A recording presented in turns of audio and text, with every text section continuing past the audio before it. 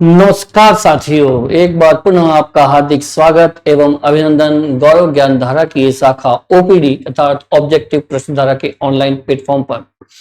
आशा है मित्रों कि अंतिम कक्षा में हमने विशेषण से संबंधित जितना भी पूरा कंसेप्ट था, जो ये संकल्पना थी, इसको बेहतरीन तरीके से इस प्लेटफॉर्म के माध्यम से पढ़ने का प्रयास किया। आशा है कि आप इसे बहुत अच्छे तरीके से समझ भी पाए होंगे। जैसा कि विशेषण की परिभाषा, विशेषण का शाब्दिक अर्थ, विशेषण किस तरीके से जो है व्याकरण में इसकी उपयोगिता है, और जो विशेषण विशेष्य है, प्रविशेषण है, उपमेय उपमान है, और उद्देश्य विशेष्य और विधेय विशेष्य के साथ ही हमने विशेषण के भिन्न परिभाषाएं एवं भिन्न उदाहरणों के माध्यम से इससे देखने का प्रयास किया। तो अंतिम कक्षा में हम यहाँ पर पहुंचे थे कि इन जो मेन जितने भी प्रकार के विशेषण हो सकते थे आसपास में, इर्द गिर्द में, उन सभी को हमने भलीभांति यहाँ पर समझने का प्रयास किया। अब मुख्य बात आज की है कि विशेषण एवं उसके भेद, उसके प्रकारों को लेकर हमने हालांकि बुरी उसकी जो जानकारी है प्राप्त की थी, लेकिन आज हम इस कक्षा के माध्यम से उसका एक विस्तृत अध्ययन प्रत्येक प्रकार पर, उसके प्रकारों पर, उसके भिन्न उदाहरणों के माध्यम से इसको बहुत ही बारीकी से देखने का प्रयास करेंगे। तो लीजिए मित्रों, जैसा कि थंबनेल के अकॉर्डिंग यहां से आपको अंदाजा हो रहा होगा कि आज का भी हमारा टॉपिक जो है विशेषण से लेकर ही है एवं उसके भेदों की यहां पर अपन जानकारी लेंगे। प्रत्येक प्रकार के जितने भी भिन्न प्रकार के उदाहरण होते हैं और भी इनकी कुछ संकल्पनाएं हैं, उन प्रत्येक संकल्पनाओं के आधार पर किस प्रकार से प्रतियोगी परीक्षाओं में जो है प्रश्न पूछे जा सकते हैं, और पूर्व की प्रतियोगी परीक्षाओं में इस तरह के प्रश्न पूछे गए हैं वो किस टाइप के हो सकते हैं, उन सभी पर यहाँ पर अपन बेहतरीन तरीके से और इस बेहतरीन कक्षा के माध्यम से संप्रेषित कर पाएंगे। मेरे पूरे प्रयास है कि मैं आपको वहां तक पहुंचा पाऊं। तो लीजिए मित्रों, शुरुआत करते हैं आज की कक्षा की जोश और जुनून के साथ में विशेषण और एवं इसके भेद। तो लीजिए, पहला अपना आज का जो टॉपिक है वो ये है विशेषण एवं उसके भेद। विशेषण एवं उसके भेद। तो देखिए, जैसे कि संज्ञा एवं सर्वनाम की विशेषता बताने वाले शब्द को अपन क्या कहते हैं? विशेषण कहते हैं। उसके पहले ही प्रकार की हम सबसे पहले देखने का प्रयास करेंगे। इसका पहला प्रकार है गुणवाचक विशेषण। हम देखो, हम फालतू बातों को नजरअंदाज करते हुए हमेशा टॉपिक से टॉपिक ही रिलेटेड बात करेंगे, ताकि समय की बचत हो और समय पर आपको जो जानकारी वाकई में मिलनी चाहिए वो आप तक जो है वो संप्रेषित हो पाए। ठीक है, तो गुणवाचक विशेषण जो पहला प्रकार है विशेषण का, उसको लेकर बात करते हैं कि ऐसे शब्द जो किसी संज्ञा या सर्वनाम के गुण, बात को समझिएगा, गुण, दोष, रूप, रंग, आकार, स्वभाव अथवा दशा का बोध कराते हैं, उन्हें गुणवाचक विशेषण कहते हैं। तो मित्रों, एक मैंने बात विशेषण जैसे मैंने इस बिंदु को शुरुआत किया था उसमें आपको बताया था कि ध्यान रखें, विशेषताएं अच्छी नहीं बुरी भी होती है। ये पॉजिटिव सेंस में ही नहीं होती विशेषताएं नेगेटिव सेंस में भी उसी कदर रहती है जिस कदर से पॉजिटिव सेंस में रहती है। तो गुण भी हो सकते हैं, दोष भी हो सकते हैं, रूप भी हो सकता है, आकार भी हो सकता है, स्वभाव भी हो सकता है, दशा भी हो सकती है, दिशा भी हो सकती है। इस प्रकार से इसके भिन्न प्रकारों से इसके गुण जो है अपन देख सकते हैं, और ये गुण जो है इन भिन्न भिन्न प्रकारों से एक विशेषण बनकर हमारे समक्ष उपस्थित हो सकते हैं। तो दीजिए, ऐसे शब्द जो किसी संज्ञा या सर्वनाम के गुण, दोष, रूप, रंग, आकार, स्वभाव अथवा दशा का बोध कराते हैं, उन्हें अपन गुणवाचक विशेषण कहते हैं। यहां प्रयुक्त गुण शब्द का अर्थ केवल सकारात्मक विशेषता या अच्छाई नहीं है। ध्यान रहे, क्या कहा है? यहां प्रयुक्त गुण शब्द, ये जो गुण शब्द है गुणवाचक विशेषण, ये सिर्फ और सिर्फ पॉजिटिव साइंस में ही बात नहीं हो रही है, या सिर्फ और सिर्फ अच्छाई को लेकर ही गुण नहीं होते हैं। इस बात की, गुणवाचक विशेषण की बात कर रहा हूं विशेष तौर से, बल्कि गुण, दोष, आकार, प्रकार, रंग, रूप, अवस्था, स्थिति, देश, काल, स्वाद, गंध, काल, स्थान, देश, स्पर्श आदि अनेक अर्थ है। ये सारे ही प्रकार जो है गुणवाचक विशेषण में देखे जाएंगे। अगर इन भिन्न भिन्न प्रकारों से कुछ विशेषताएं निकल आ रही है तो वो भी गुणवाचक विशेषण का ही एग्जाम्पल रहेगी। इस बात से जो है इस प्लेटफॉर्म के माध्यम से आप भलीभांति जो है परिचित हो जाए। तो मैंने कहा मित्रों कि सकारात्मक और अच्छाई के पहलू में ही बात गुण नहीं होते हैं, ये नेगेटिव सेंस में भी हो सकते हैं, गुण और दोषों के रूप में भी हो सकते हैं, आकार और स्वभाव के रूप में भी हो सकते हैं, गंध के रूप में भी हो सकते हैं, स्वाद के रूप में भी हो सकते हैं। ठीक है ना मित्रों, तो देख ले से फिर अपन आगे चलने का प्रयास करते हैं। एक बार इस स्लाइड को अच्छे से आप देख ले, चाहे तो स्क्रीनशॉट ले ले।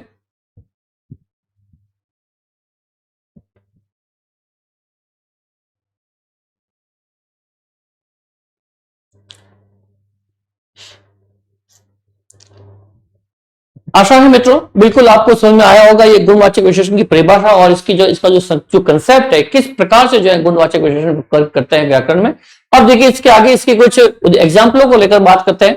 हम गुणवाचक विशेषण की ही बात कर रहे हैं, गुणवाचक विशेषण के एग्जाम्पल्स को लेकर ही यहां पर बात करेंगे।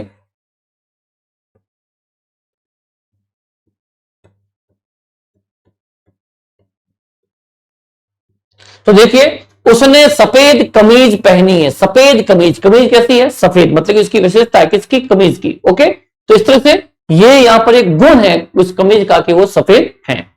मटके का पानी बहुत ठंडा है, कैसा है, बहुत ठंडा है, लेकिन कैसा है, बहुत है। ठीक है ना, ये प्रविशेषण का उदाहरण हो जाएगा और इसकी एक विशेषता भी रहेगी। मुझे लाल सेव बहुत पसंद है, लाल लाल सेव जो है मुझे बहुत ही अधिक पसंद है, तो ये एक विशेषता के रूप में एक गुण है इसका ये।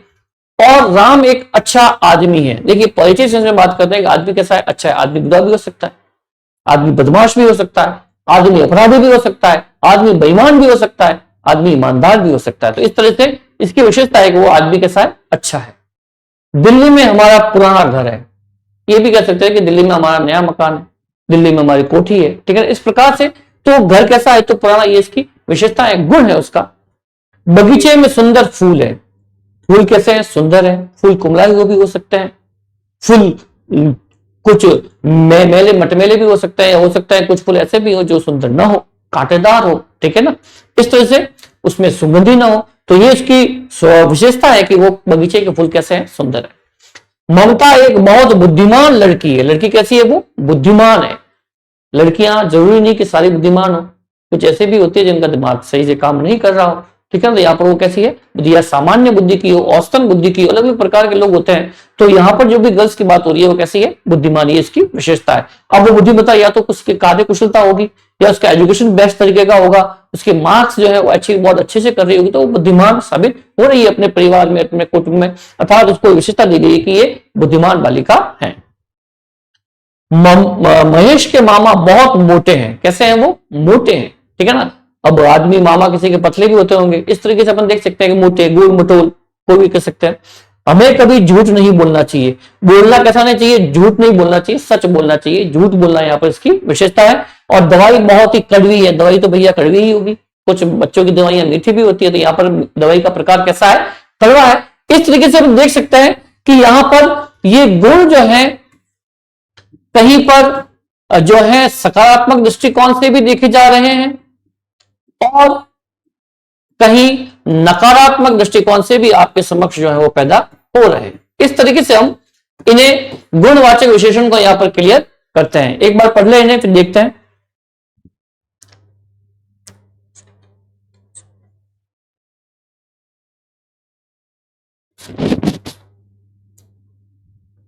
तो इसको अपन और थोड़ा डिटेल में देखने का प्रयास करते हैं कि देखिए गुणवाचक विशेषण में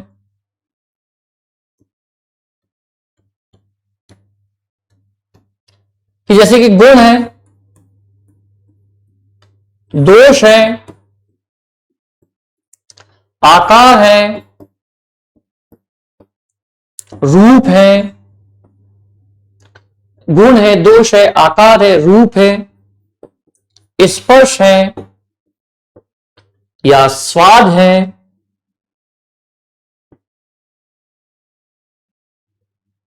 या स्वाद है,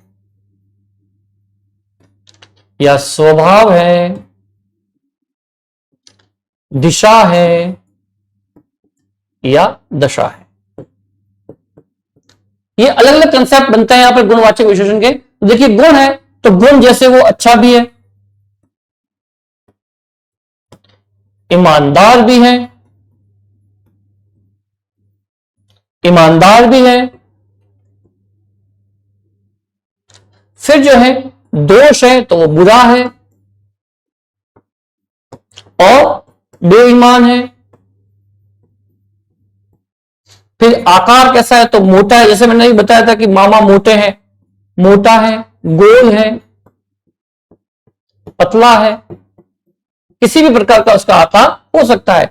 रूप है तो वो गौर वर्ण है, गोरा है, गोरा चिट्टा है, गौर वर्ण है, या काला है, या श्याम है, श्याम वर्ण होता है, मतलब न गोरा न काला। इस तरह से उसका रूप रंग अपन बात से बता सकते हैं। स्पर्श है तो स्पर्श जो है नाजुक है, कोमल कह सकते हैं, और फिर अपन नाजुक कोमल कह सकते हैं, चिकना कह सकते हैं, खुरदरा कह सकते हैं। इस तरह से देख सकते हैं अपन यहां पर।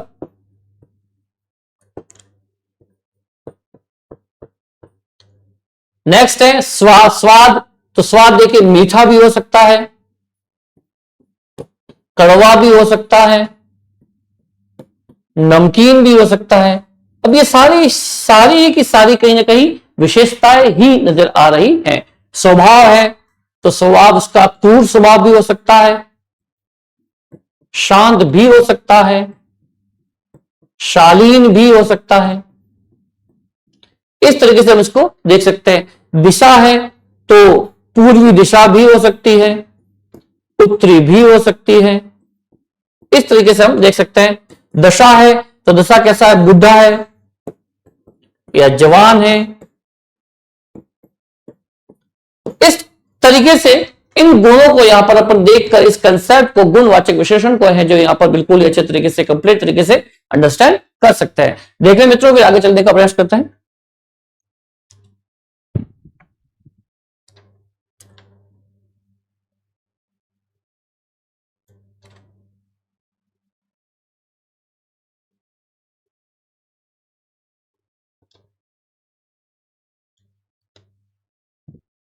आगे चलते हैं। अब नेक्स्ट गुणवाचक विशेषण के पश्चात अपन बात कर रहे हैं संख्यावाचक विशेषण की। तो देखिए मित्रों, संख्यावाचक विशेषण। अब संख्यावाचक विशेषण में अपन बात कर रहे हैं कि ऐसे वे विशेषण शब्द जो किसी संज्ञा या सर्वनाम शब्दों की संख्या संबंधी विशेषता का बोध कराते हैं, संख्यावाचक विशेषण कहते हैं। जो संख्यावाचक संख्या संबंधी विशेषताओं का बोध करवाए, कि मतलब कि है तो वो संज्ञा और सर्वनामी, बट वहां पर संख्यावाचक संबंध जो है उनका बोध कराने का प्रयास करते हैं। ऐसे शब्द जो है वो क्या कहलाएंगे, संख्यावाचक विशेषण। तो देखिए, संख्यावाचक विशेषण के भेद भी होंगे, एक निश्चित और एक अनिश्चित। अब संख्याएं होगी तो उसके भी दो भेद निकलते हैं यहां पर, कि एक तो निश्चित है और एक अनिश्चित संख्या वाचक जो है विशेषण कहलाएंगे। तो किस प्रकार से, देखिए पहला प्रकार है इसका निश्चित संज्ञावाचक विशेषण। वे विशेषण शब्द जो किसी संज्ञा या सर्वनाम शब्दों की निश्चित संख्या का बोध कराते हैं। कैसे निश्चित, बिल्कुल फिक्स, कि हाँ वहां पर 4 लड़के ही खड़े थे, वो 4 बच्चे ही कक्षा में उपस्थित थे, इस प्रकार से कह सकते हैं अपन। तो निश्चितता का जहां पर बोध हो वहां पर निश्चित संज्ञावाचक विशेषण होगा। कहा वे विशेषण शब्द जो किसी संज्ञा या सर्वनाम शब्दों की निश्चित संख्या का बोध कराते हैं, निश्चित संख्यावाचक विशेषण कहलाते हैं। अब जैसे कि निश्चित संख्यावाचक विशेषण के भेद देखिए, गणनावाचक, क्रमवाचक, आवृत्तिवाचक, समुदायवाचक और भिन्नतावाचक। ये 5 प्रकार है निश्चित संख्यावाचक विशेषण के। तो देखिए गणनावाचक में क्या होगा, यहां पर अपन क्लियर कर देते हैं कि 1, 2, 3, 4 और 5 ये किसमें होंगे, काउंटिंग होगा। 1, 2, 3, 4, 5, 6, 7, 8, 9, 10 गणना करना है, काउंट करना है। तो वो इस क्रम में होगा 1, 2, 3, 4, 5। फिर है क्रमवाचक, उसका सीक्वेंस क्या रहेगा, क्रम क्या रहेगा। तो पहला, दूसरा, तीसरा, इस तरीके से ये जो है क्रम किसमें रहेगा, क्रमवाचक में। अगर सीक्वेंस में कहें तो कि फर्स्ट कौन है, सेकंड कौन है, थर्ड कौन है, इस तरह से पहला, दूसरा, तीसरा, ये क्रम में आएगा। ध्यान रखना, कई बार ऐसे क्वेश्चन पूछे जाते हैं कि क्रमवाचक, आपके सामने अगर ये सारे ऑप्शंस हो और अगर आपका कंसेप्ट क्लियर नहीं है तो हो सकता है कि आपका जो है आप है गलत उत्तर को चुन सकते हैं। इसलिए ध्यान रहे, बिल्कुल बारीकी से पढ़ना है, क्योंकि ये चीजें दिखने में बड़ी ही साधारणतया होती है, सिंपल होती है, लेकिन जब सडन आपके सामने आती है तो हो सकता है कि आप उसमें कहीं ना कहीं भ्रमित हो जाए, ठीक है ना। फिर है आवृत्तिवाचक। आवृत्तिवाचक में क्या रहेगा कि जैसे 2 गुना, 3 गुना,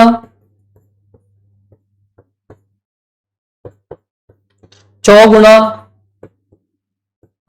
इस तरीके से हम इसको आवृत्ति को कह सकते हैं कि जो बिल्कुल जस्ट दोबारा जो है 2 गुना होता जाए उसमें। समुदायवाचक में देखिए दोनों, तीनों, फिर रह सकते हैं सभी, और या कह सकते हैं दशक, या कह सकते हैं सशतक।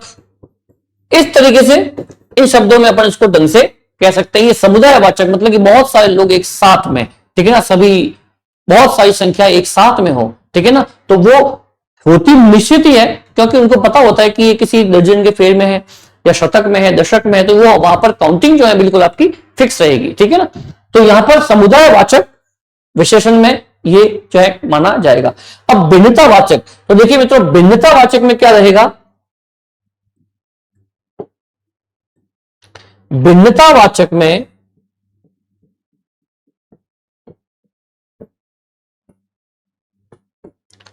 प्रत्येक, हर एक, एक एक, ये जो है इस तरह के जो है भिन्नतावाचक विशेषण के एग्जाम्पल रहेंगे जो वहां पर भी निश्चितता को जो है दर्शाते हैं।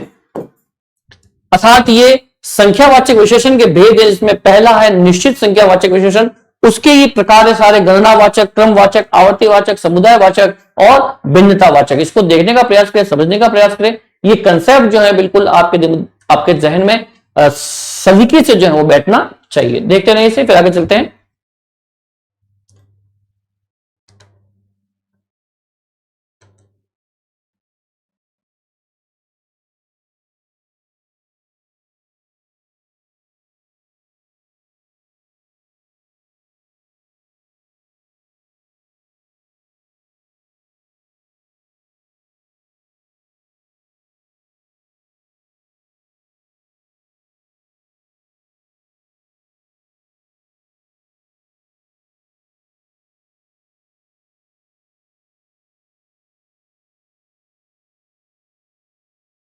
इस तरीके से हम यहां पर जो है निश्चित संख्यावाचक विशेषण को क्लियर करते हैं। आगे चलते हैं मित्रों।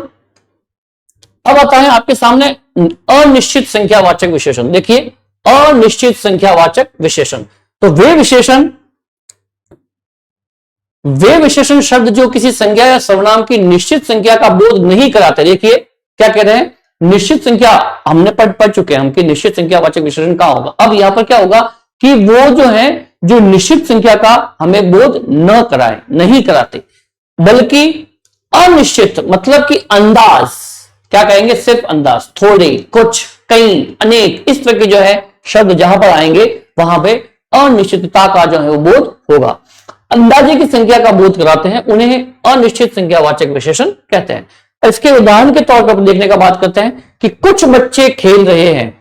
कुछ बच्चे मतलब कि फिक्स नहीं है, कुछ है, उसमें 4 भी हो सकते हैं, 6 भी हो सकते हैं, 10 भी हो सकते हैं। अब वो पता नहीं उसने किस मापदंड से कुछ कहा है, ठीक है ना, तो उसमें कोई तो कोई अनिश्चितता ही बरकरार है, अर्थात कुछ जो है वो यहां पर अनिश्चित संख्यावाचक विशेषण का उदाहरण रहेगा।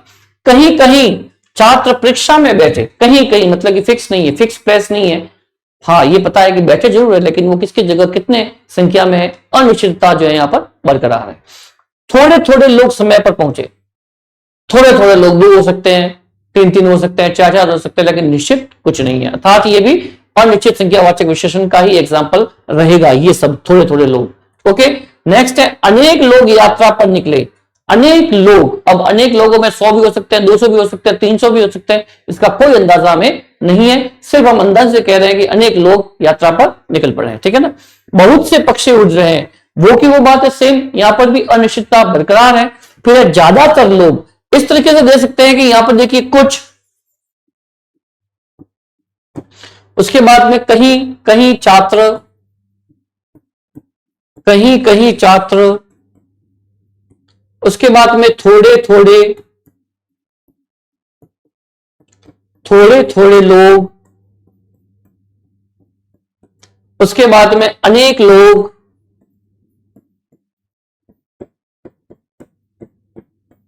उसके बाद में बहुत से पक्षी, बहुत से, और उसके में ज्यादातर लोग।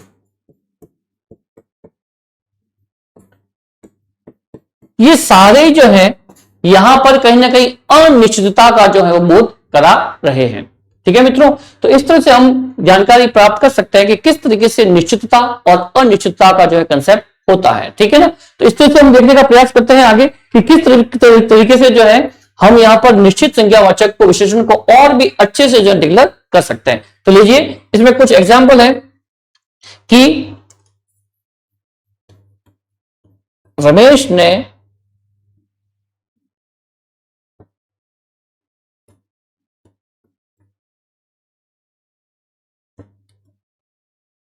10 पुस्तक खरीदी। नेक्स्ट है कला का कक्षा में पहला स्थान है। कला का कक्षा में पहला स्थान है। कला का कक्षा में पहला स्थान है। कक्षा में आज 2 गुना छात्र थे। दोनों ही पहलवान, दोनों ही पहलवान समान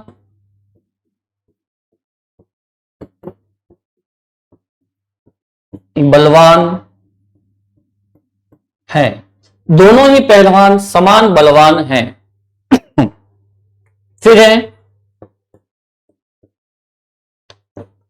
प्रत्येक बालक को पढ़ाई में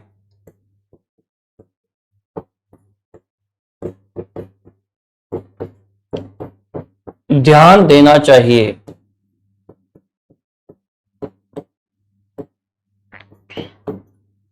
फिर है प्रत्येक बालक को पढ़ाई में ध्यान देना चाहिए। दोनों ही पहलवान समान बलवान हैं, अर्थात दर्जनों लोग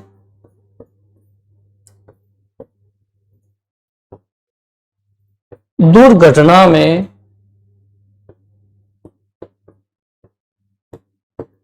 चल बसे। अब देखिए ये जो कुछ एग्जाम्पल्स हैं, इन एग्जाम्पल्स को हम यहां पर निश्चितता के जितने भी टाइप्स थे उन सभी को देखने का प्रयास करते हैं। देखिए रमेश ने 10 पुस्तक खरीदी। अब रमेश ने 10 पुस्तक खरीदी है मीन्स क्या हो गया, 10 पुस्तक खरीदी तो क्या हो जाएगा, ये किस क्रम में जाएगा या गणना में जाएगा, किस में जाएगा, तो ये गणनावाचक जो है विशेषण रहेगा। गणनावाचक विशेषण जो है वो रहेगा। फिर है आपके कक्षा में पहला स्थान। कक्षा में पहला स्थान, तो पहला स्थान किस में जाएगा, आपके क्रमवाचक में। किस में जाएगा, क्रमवाचक में, क्रमवाचक विशेषण में।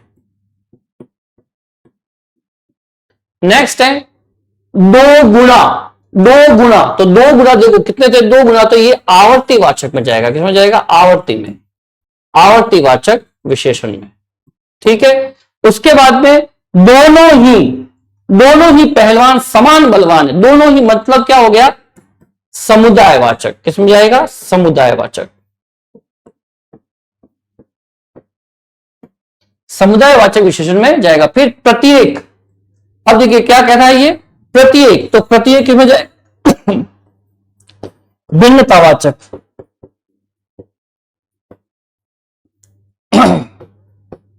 भिन्नतावाचक विशेषण का ये एग्जाम्पल रहेगा। तो अब फिर है, दर्जनों लोग दुर्घटना में चल बसे। अब दर्जनों लोग थे लेकिन कितने थे, फिक्स कुछ नहीं है यहां पर। तो ये किसका उदाहरण हो जाएगा, अनिश्चितता का। किसका, अनिश्चितता का। दर्जनों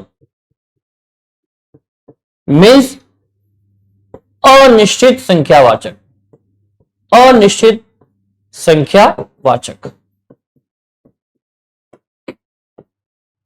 इस तरीके से हम तमाम उदाहरणों के माध्यम से यहां पर निश्चित संख्यावाचक और अनिश्चित संख्यावाचक विशेषण को जो है भली भांति इसमें विश्लेषण कर सकते हैं कि किस तरीके से जो है विशेषण कार्य करते हैं। ये कुछ एग्जांपल्स हैं, उदाहरण है, इनके माध्यम से हमने और भी इस कंसेप्ट पर प्रकाश डालने का प्रयास किया।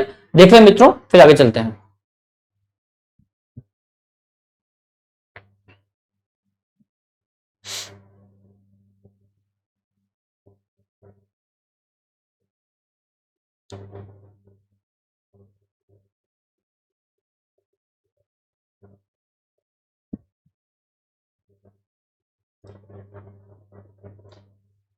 आशा है मित्रों यहां पर कि ये आपके जो निश्चित संख्यावाचक और अनिश्चित संख्यावाचक का जो कंसेप्ट है, जो संकल्पना है, वहां पर बिल्कुल ही क्लियर रही होगी। आगे चलते हैं।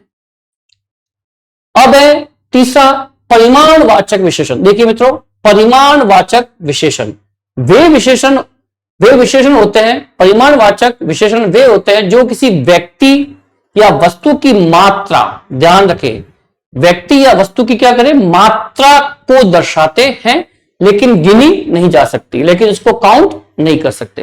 परिमाण मीन्स मात्रा होती है जिसको आप काउंट नहीं कर सकते, उसे हम क्या कहेंगे, परिमाणवाचक विशेषण। और यह अपरिमेय संख्या, कैसी अपरिमेय संख्या, अपन मैथ्स में देखते हैं इस कंसेप्ट को, अपरिमेय संख्याओं को, जैसे पानी है, दूध है, समय है, इन चीजों को आप काउंट नहीं कर सकते, ये काउंटिंग नहीं हो सकती इनकी, अर्थात हम परिमाण कहते हैं। क्या कहते हैं, अपरिमेय संख्याओं के रूप में इसको हम जानते हैं, ये इसके निर्देश होते हैं, अर्थात मात्रा बताते हैं। परिमाणवाचक विशेषण के दो भेद है, जिसमें निश्चित परिमाणवाचक, जैसे 2 लीटर, 5 किलो, 3 मीटर आदि। अब देखिए, परिमाणवाचक विशेषण के भी दो भेद है यहां पर। एक तो निश्चितता, जहां पे निश्चित हो कि परिमाणवाचक रहेगा, और प्लस रहेगा अनिश्चित परिमाणवाचक। तो निश्चितता ये बताती है कि 2 लीटर, मतलब कि पता है कि 2 लीटर दूध हमें देना है। 5 किलो सब्जी हमें चाहिए, तो 5 किलो का मीन्स आपको पता रहेगा कि हाँ, ये कहीं ना कहीं निश्चितता इसमें बरकरार है। और 3 मीटर कपड़ा चाहिए, तो यहां पर भी हमें पता है कि ये फिक्स कितना रहेगा, अर्थात ये परिमाण है, लेकिन परिमाण में भी क्या है, निश्चितता जो है वो यहां पर बिल्कुल देखी जा रही है, अर्थात ये निश्चित परिमाणवाचक का उदाहरण रहेगा। अब है इसके कुछ एग्जाम्पल, इस निश्चित परिमाणवाचक के कुछ एग्जाम्पल को देखेंगे। मुझे आधा किलो चावल चाहिए, मुझे हाफ केजी राइस जो है वो चाहिए, तो उन्होंने कह दिया इसका मतलब परिमाणवाचक है, बट हमें पता है कि इसकी मात्रा क्या रहेगी, ठीक है ना, अर्थात हमें पता है कि 500 ग्राम में चावल चाहिए, ठीक है। उसने 2.5 घंटे तक प्रतीक्षा की।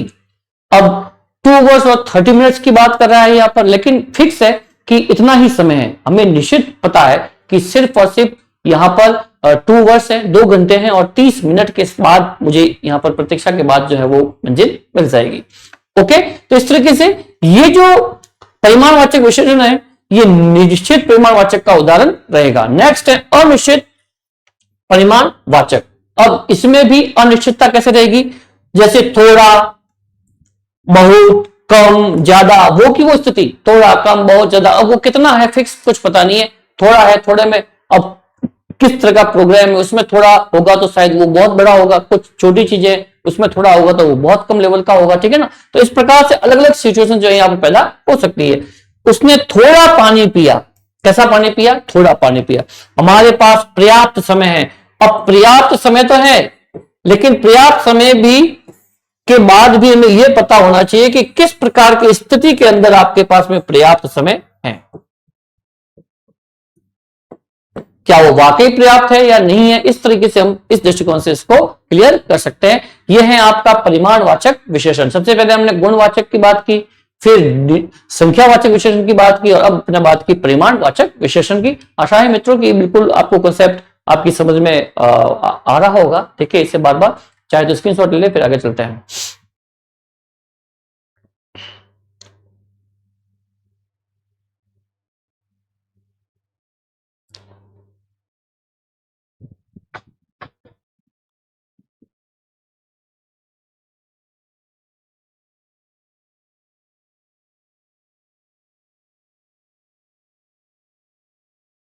नेक्स्ट है संकेतवाचक विशेषण। बहुत ही इंपॉर्टेंट एक कंसेप्ट है संकेतवाचक विशेषण। संकेतवाचक विशेषण, तो अब देखिए मित्रों, इसमें ऐसा है कि संकेतवाचक विशेषण को हमेशा ध्यान रखें, सार्वनामिक विशेषण भी जो है कहा जाता है। क्या कहा जाता है? सार्वनामिक विशेषण भी इसे कहते हैं। अब कैसे कहते हैं वो इस कंसेप्ट को पढ़ने के बाद ही आपको पता चलेगा। सार्वनामिक विशेषण, इससे रिलेटेड क्वेश्चन प्रतियोगी परीक्षाओं में बहुत ज्यादा जो है पुटअप होते हैं। ध्यान रखें, सार्वनामिक विशेषण से संबंधित जो है प्रश्न प्रतियोगी परीक्षाओं में बहुत ही पूछे गए हैं, पूर्व की परीक्षाओं में और आने वाली भर्ती परीक्षाओं में भी इसका स्थान बिल्कुल जो है स्थायी है। ठीक है ना। देखिए कि संकेतवाचक विशेषण किस प्रकार से सार्वनामिक विशेषण भी कहलाते हैं, इसकी क्या परिभाषा रहेगी और किस प्रकार से ये जो है कार्य करते हैं। ऐसे शब्द, ध्यान रखें, ऐसे शब्द जो सर्वनाम है, ध्यान रखना, ऐसे शब्द जो है तो सर्वनाम किंतु वाक्य में विशेषण के रूप में प्रयुक्त हो रहे हैं। वो है तो सर्वनाम, मैं, तू, आप, यह, वह, कौन, क्या, कुछ, कोई, जो, सो, ठीक है ना। जिस प्रकार से हमने 11 मूल रूप के सर्वनाम पढ़े थे, मूल रूप से वो सारे है तो सर्वनाम, लेकिन जब वो विशेषण के रूप में प्रयुक्त हो, क्या कह रहा है, देखो ऐसे शब्द जो सर्वनाम है किंतु वाक्य में विशेषण के रूप में प्रयुक्त हो रहे हैं, अर्थात संज्ञा की विशेषता प्रकट कर रहे हैं। संज्ञा की क्या कर रहे हैं? विशेषता प्रकट कर रहे हैं, संकेतवाचक विशेषण कहलाते हैं। क्या कहलाएंगे? संकेतवाचक विशेषण कहलाएंगे। ऐसे जो सर्वनाम है किंतु विशेषण के रूप में प्रयुक्त हो रहे हैं उसे अपन क्या कहेंगे? संकेतवाचक विशेषण के रूप में कहलाएंगे, चूंकि मूल रूप में यह सर्वनाम है। देखो अब सार्वनामिक विशेषण नाम निकल के कहां आता है? चूंकि यह मूल रूप में सर्वनाम है इसलिए यह विशेषण सार्वनामिक विशेषण कहलाते हैं। सार्वनामिक विशेषण कहलाने का रीजन क्या है कि ये जो है मूल रूप से तो सर्वनाम ही है, बस वाक्य में विशेषण के रूप में प्रयुक्त हुए हैं, इसलिए इसे हम संकेतवाचक विशेषण न कहकर सार्वनामिक विशेषण भी कह सकते हैं। आशा है मित्रों की कंसेप्ट बिल्कुल आपको अच्छे से समझ में आ रहा होगा सार्वनामिक विशेषण का। ठीक है ना। इसको एग्जाम्पल के माध्यम से और पुष्टता प्रदान करते हैं। उस पुस्तक को पढ़ो। देखो उस पुस्तक को, अब उस जो है क्या है, यहां पर सर्वनाम है, उस पुस्तक को पढ़ो में संकेत कर रहा है लेकिन है सर्वनाम, तो इसे सार्वनामिक विशेषण भी कह सकते हैं और संकेतवाचक विशेषण भी कह सकते हैं। कोई सज्जन आए हैं, अब कोई वर्ड आपको पता ही है एक सर्वनाम के रूप में कार्य करता है, कोई, ठीक है ना, कोई आया है, ठीक है ना। तो यहां पर अपन बात कर सकते हैं कि ये एक सर्वनाम है लेकिन यहां पर ये एक विशेषता के रूप में प्रयुक्त हो रहा है, अर्थात ये कौन सा विशेषण होगा? संकेतवाचक विशेषण होगा और साथ में सार्वनामिक विशेषण भी कहे जाएगा। इस गेंद को मत फेंको। इस तरीके से हम देखते हैं कि उस है, कोई है, इस है, ये सारे सर्वनाम है और सार्वनामिक विशेषण के नाम से भी पहचाने जा सकते हैं। इन वाक्यों में इस, उस तथा कोई शब्द सार्वनामिक विशेषण, सार्वनामिक अथवा संकेतवाचक विशेषण भी कहे जा सकते हैं। ठीक है मित्रों, तो यहां पर अपन ने इसका संकेतवाचक विशेषण को भी पढ़ने का प्रयास किया। आशा है मित्रों की उदाहरणों के माध्यम से आपके लिए, आपके जहन में और भी स्थायी रूप के साथ में ये कंसेप्ट क्लियर हुआ होगा। देख लेते हैं, फिर आगे चलते हैं।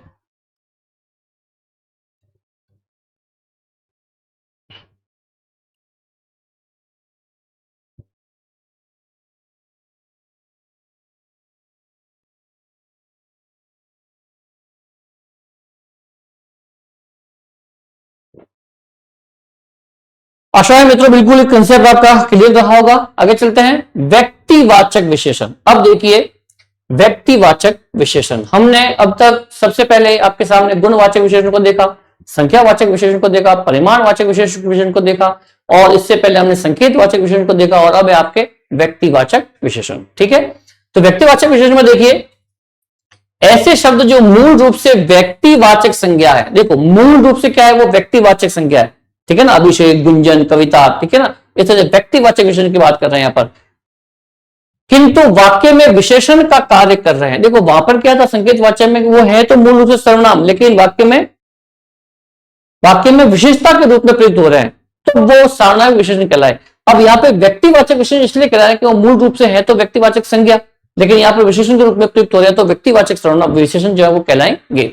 अब देखिए ऐसे शब्द जो मूल रूप से व्यक्तिवाचक संज्ञा है किंतु वाक्य में विशेषण का कार्य कर रहे हैं उन्हें व्यक्तिवाचक विशेषण कहते हैं। यद्यपि यह स्वयं संज्ञा शब्द है किंतु वाक्य में अन्य संज्ञा शब्द की ही विशेषता बता रहे हैं। देखो क्या कहा, यद्यपि यह है तो स्वयं संज्ञा शब्द, खुद ये नाउन है लेकिन किंतु वाक्य में अन्य संज्ञा शब्द की विशेषता बता रहे, खुद वो विशेषता होते हुए भी खुद जो है संज्ञा शब्द है, लेकिन वाक्य में किसी अन्य संज्ञा शब्द की विशेषता बता रहे हैं, ऐसे में वो क्या कहलाएंगे? व्यक्तिवाचक विशेषण। अब देखिए एग्जाम्पल कैसे, बनारसी साड़ी, साड़ी कैसी है? बनारसी। अब यहां पर ये खुद जो है साड़ी एक संज्ञा शब्द है, खुद जो है यहां पर क्या है? साड़ी एक संज्ञा शब्द है, एक संज्ञा है ये, लेकिन ये दूसरे किसी संज्ञा शब्द की विशेषता बता रहे हैं। कैसी? साड़ी कैसी है? कि बनारसी साड़ी है। अर्थात यहां पर ये जो है व्यक्तिवाचक विशेषण कहलाएंगे। कश्मीरी सेब, सेम कंसेप्ट है। कश्मीरी सेब कैसे है? कश्मीरी है। तो यहां पर वो खुद संज्ञा होते हुए भी किसी दूसरी संज्ञा की विशेषता बता रहे हैं। कश्मीर की कश्मीरी, बनारस की बनारसी, ठीक है ना, इस प्रकार से। बीकानेरी भुजिया, बीकानेर की बीकानेरी, भुजिया वो खुद है, लेकिन वो वहां की संज्ञा शब्द की भी एक विशेषता बता रहे हैं। अर्थात इस तरह से निकल कर आता है ये सामने व्यक्तिवाचक विशेषण। देखो मित्रों, ये कंसेप्ट जो है दिखने में बिल्कुल इजी लगते हैं, लेकिन आपकी प्रतियोगी परीक्षाओं के लिए ये बहुत ही उपयोगी साबित होने वाला है। क्योंकि ध्यान रहे, आपके पाठ्यक्रम में विशेषण जो बिंदु है वो बिल्कुल शामिल है, और यहां से क्वेश्चन किसी भी प्रकार से आपके सामने पुटअप हो सकता है। आपको प्रत्येक दृष्टिकोण से अपने आप को स्ट्रांग रखना होगा, और प्रत्येक दृष्टिकोण से आपको इस कंसेप्ट को समझने का प्रयास भी करना होगा। इसमें बनारसी, कश्मीरी, बीकानेरी ऐसे ही संज्ञा शब्द हैं जो विशेषण के रूप में प्रयुक्त होते हुए हैं। इस तरीके से हम देखते हैं कि यहां पर हमने सभी प्रकार के जो है विशेषणों को पढ़ने का प्रयास किया। आशा है मित्रों कि ये सभी जो है गुणवाचक, सबसे पहले हमने गुणवाचक विशेषण को पढ़ा है, तत्पश्चात इसके उदाहरण देखे, उसके बाद गुणवाचक विशेषण की भिन्न प्रकार जो उदाहरण थे उसको पुष्ट करने का प्रयास किया। फिर अपने संख्यावाचक विशेषण को भी देखा, जिसमें ये देखो ये गणनावाचक, क्रमवाचक, आवर्तीवाचक, समुदायवाचक, वृद्धावाचक को भी देखने का प्रयास किया। फिर निश्चित संख्या, अनिश्चित संख्या को भी देखा, उसमें ये गणनावाचक, क्रमवाचक को भी तमाम उदाहरणों के माध्यम से देखने का प्रयास किया। फिर परिमाणवाचक विशेषण को भी देखने का प्रयास किया, निश्चित अनिश्चित स्थिति की भी देखी, और संकेतवाचक को भी यहाँ पर सार्वनामिक विशेषण के नाम से जो कहा जाता है उसको भी देखने का प्रयास भली बातें किया। और लास्ट में हमने अंतिम व्यक्तिवाचक विशेषण को भी यहाँ पर देखने का प्रयास किया। इस तरह से मित्रों यहाँ पर विशेषण के भिन्न प्रकारों के साथ हमने भिन्न उदाहरणों के माध्यम से, भिन्न परिभाषाओं के माध्यम से, और इस कंसेप्ट को, इस संकल्पना को आप तक पहुंचाने का भरसक प्रयास किया। उम्मीद है मित्रों कि ये कंसेप्ट जो है आप तक बिल्कुल संप्रेषित तरीके से हुआ होगा और आप इसे समझ भी पाए होंगे।